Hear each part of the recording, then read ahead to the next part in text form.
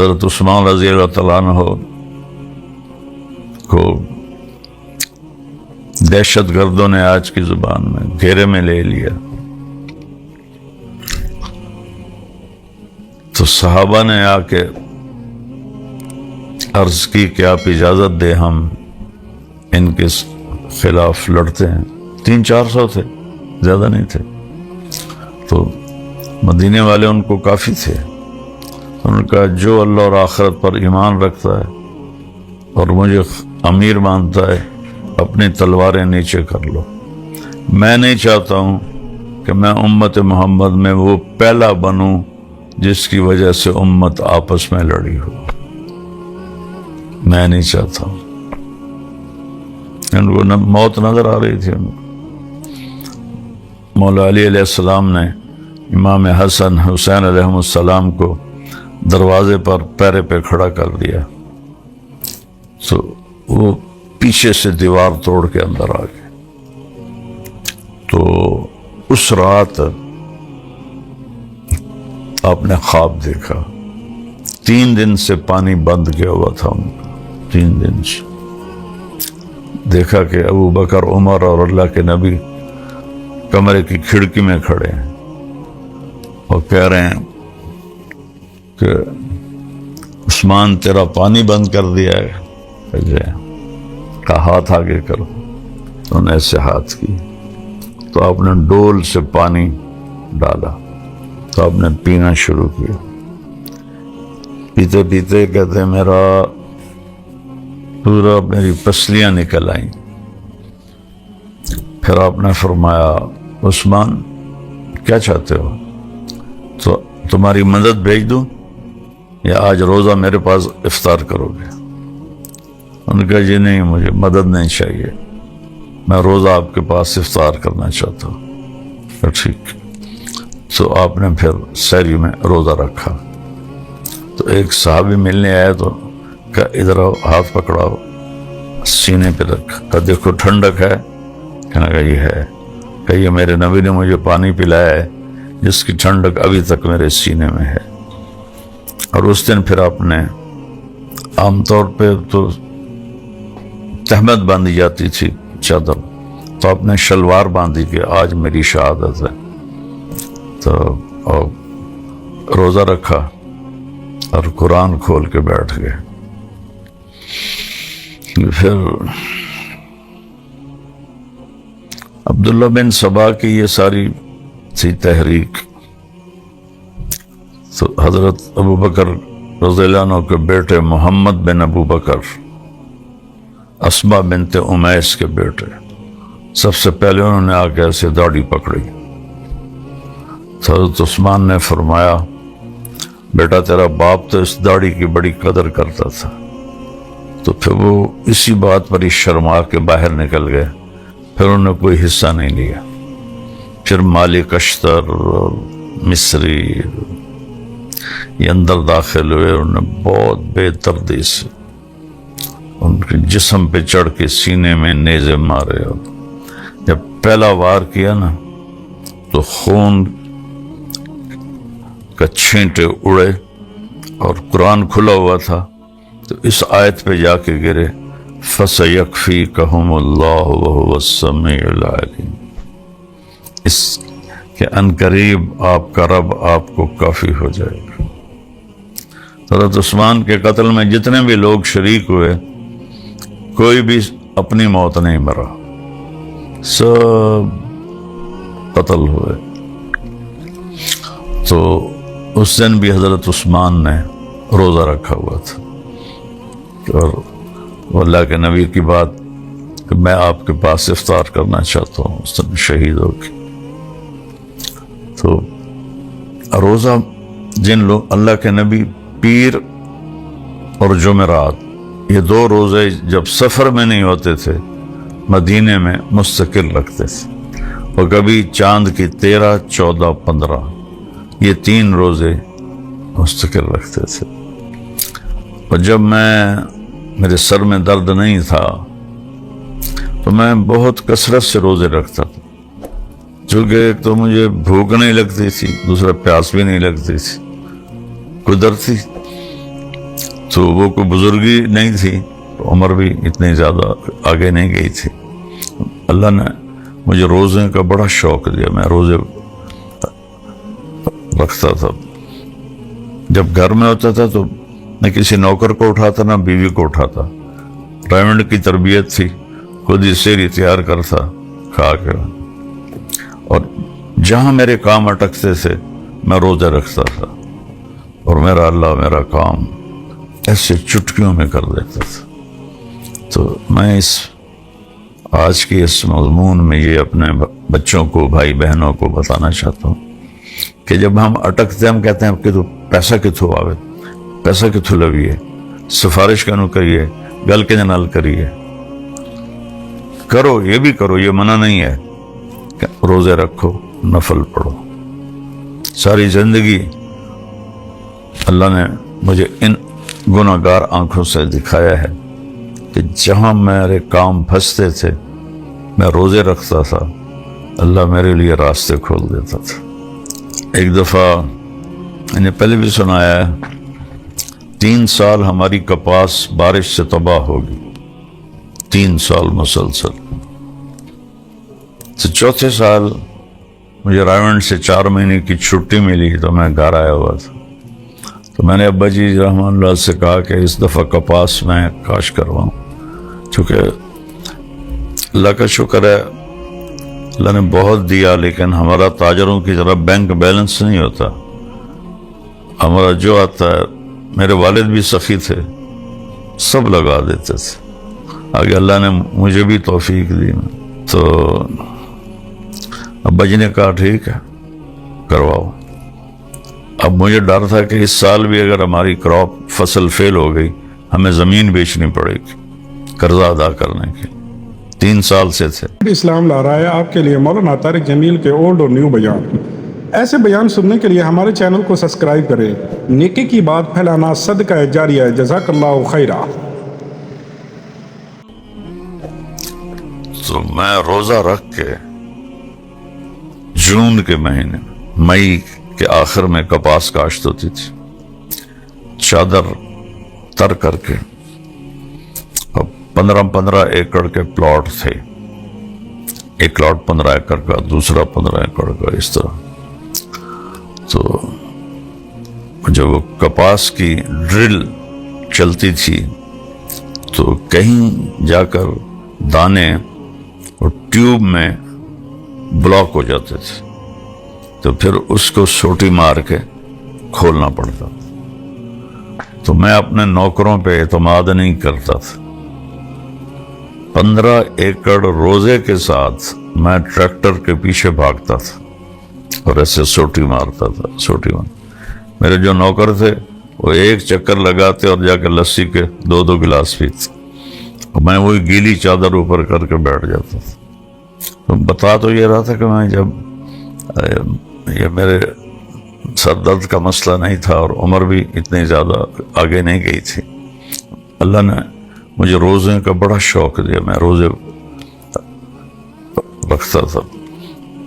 جب گھر میں ہوتا تھا تو نہ کسی نوکر کو اٹھاتا نہ بیوی کو اٹھاتا، ڈائمنڈ کی تربیت تھی، خود ہی سیر تیار کرتا کھا کے، اور جہاں میرے کام اٹکتے تھے میں روزے رکھتا تھا، اور میرا اللہ میرا کام ایسے چٹکیوں میں کر دیتا تھا۔ تو اس طرح اللہ تعالیٰ کی رحمت بارش کی طرح برستی ہے۔ روزہ ایک نماز کے بعد جو سب سے اہم عمل ہے وہ روزہ ہے۔ یمامہ کی جنگ ہو رہی تھی، اور یہ صدیقی دور کی سب سے خوفناک جنگ ہے۔ اس میں صحابہ کی تعداد 12,000 تھی، اور خالد بن ولید ان کے امیر تھے، اور مسلمہ کذاب جو پہلا جھوٹا نبی تھا، اس کے لشکر کی تعداد 60,000 بھی بتائی گئی ہے، 1,00,000 بھی بتائی گئی ہے، اور 1,10,000 بھی بتائی گئی ہے۔ اور محکم بن طفیل وہ لشکر کو کمانڈ کر رہا تھا، اور مسلمہ وہ ایک ٹیلے پر کھڑا جنگ کا جائزہ لے رہا تھا۔ تو اس وقت مسلمہ کی عمر 110 سال تھی جب وہ ہلاک ہوا اور لڑتے ہوئے قتل ہوا۔ رائٹ سائڈ پر جو تھے وہ مہاجرین تھے مکے والے، اور الٹے ہاتھ پر انصار تھے۔ جو سیدھے ہاتھ والے تھے ان کا جھنڈا حضرت عمر کے بھائی زید بن خطاب کے ہاتھ میں تھا، اور جو بائیں طرف تھے ان کا جھنڈا ثابت بن قیس بن شماس انصاری صحابی کے پاس تھا رضی اللہ تعالیٰ عنہ۔ حضرت خالد بن ولید فرماتے ہیں رضی اللہ تعالیٰ عنہ، یمامہ میں جو بھی مشکل پیش آئی ہمیں وہ میرے ایک بول کی وجہ سے آئی کہ میں نے کہا یہ بنو حنیفہ چیز ہی کیا ہے، ان کو تو ہم ایسے مسل کے رکھ دیں گے، لیکن پہلے حملے میں ہی مہاجرین جو تھے ان کے قدم اکھڑ گئے اور وہ میدان سے ہٹتے ہٹتے پیچھے چلے گئے، اور حضرت زید بن خطاب رضی اللہ تعالیٰ عنہ وہ شہید ہو گئے۔ تو پھر جھنڈا اٹھایا حضرت سالم رضی اللہ تعالیٰ عنہ نے، جو ابو حذیفہ رضی اللہ تعالیٰ عنہ جو عتبہ بن ربیعہ کے بیٹے تھے ان کے وہ غلام تھے، اور عالم دین بھی تھے، حافظ قرآن بھی تھے۔ تو جب انہوں نے جھنڈا اٹھایا بڑے قداور تھے، تو لوگوں نے کہا ہمیں ڈر ہے کہ کہیں تم میدان چھوڑ کے نہ بھاگ جاؤ۔ ان کا بئس حامل القرآن، قرآن میرے سینے میں ہو اور پھر میں میدان چھوڑ کے بھاگوں، کیا یہ ممکن ہے؟ تو انہوں نے جھنڈا سنبھالا اور انہوں نے مہاجرین کو تھوڑا سنبھالا دیا، اور لڑتے لڑتے لڑتے زخموں سے چور ہو کر گر گئے۔ تو مدینے کے جو لوگ تھے وہ ثابت قدم رہے۔ یہ یمامہ کی جنگ تو میں بعد میں سناؤں تھا کبھی، اس میں سے مجھے ایک بات سنانے تھی۔ جب حضرت سالم رضی اللہ عنہ زخمی ہو کر گرے اور صحابہ کے قدم بھی کچھ جم گئے، تو پانی پلانے کے لیے جو خدمت گزار تھے وہ لشکر میں داخل ہوئے، تو حضرت سالم کے پاس پہنچے تو ان کو فرمایا پانی، کہنے لگے پانی ڈھال میں ڈال دے، میرا روزہ ہے۔ اب مجھ سے بولا نہیں جا رہا، اس کی بھوک کی وجہ سے اور گلا خشک ہے اس کی وجہ سے، اور وہ شام تک لڑتے رہے اور زخموں سے چور ہو کر گر گئے۔ تو جب وہ پانی پلانے والا آیا تو فرمایا پانی ڈھال میں ڈال دے، میرا روزہ ہے، اگر میں شام تک زندہ رہا تو میں افطار کر لوں گا، ورنہ میں جنت میں جا کے اللہ کے نبی کے پاس افطار کروں گا۔ سبحان اللہ، کیسے لوگ تھے۔ تو مسلمہ کذاب کو قتل کرنے کے لیے 3 لوگ کوشش کر رہے تھے۔ ایک حضرت محمد بن مسلمہ رضی اللہ تعالیٰ عنہ جنہوں نے کعب بن اشرف کو قتل کیا تھا، اور ایک حضرت ام عمارہ خاتون، ان کے بیٹے حضرت حبیب بن زید کو اللہ کے نبی نے بھیجا تھا مسلمہ کذاب کے پاس کہ دعوت دو اس کو کہ توبہ کرے اور میری بیعت کرے۔ تو اس نے حضرت حبیب کو پکڑوایا اور فرمایا محمد اللہ کا رسول ہیں؟ میں لگے ہیں کہ میں اللہ کا رسول ہوں۔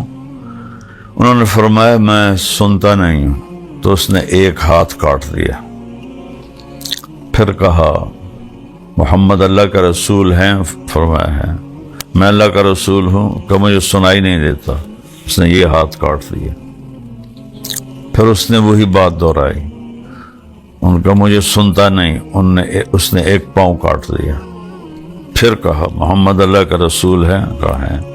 میں ہوں؟ کہا مجھے سنتا نہیں، تو اس نے یہ پاؤں کاٹ دیا، پھر پوچھا محمد اللہ کا رسول ہے؟ کہا ہے۔ میں ہوں کہ مجھے سنتا نہیں، تو اس نے خنجر سے گوشت اتارنا شروع کیا، اس طرح بوٹیاں اتارنا شروع کی۔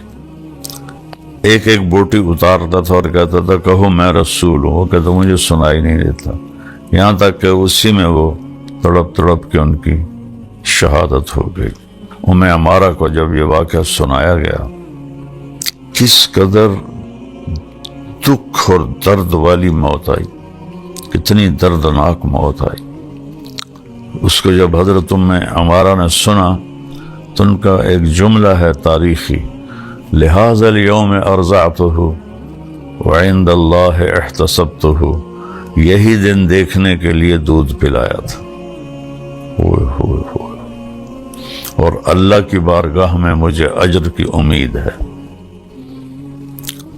تو انہوں نے بھی تلوار سنبھالی ہوئی تھی اور کہا آج میں نے اس کو قتل کرنا ہے۔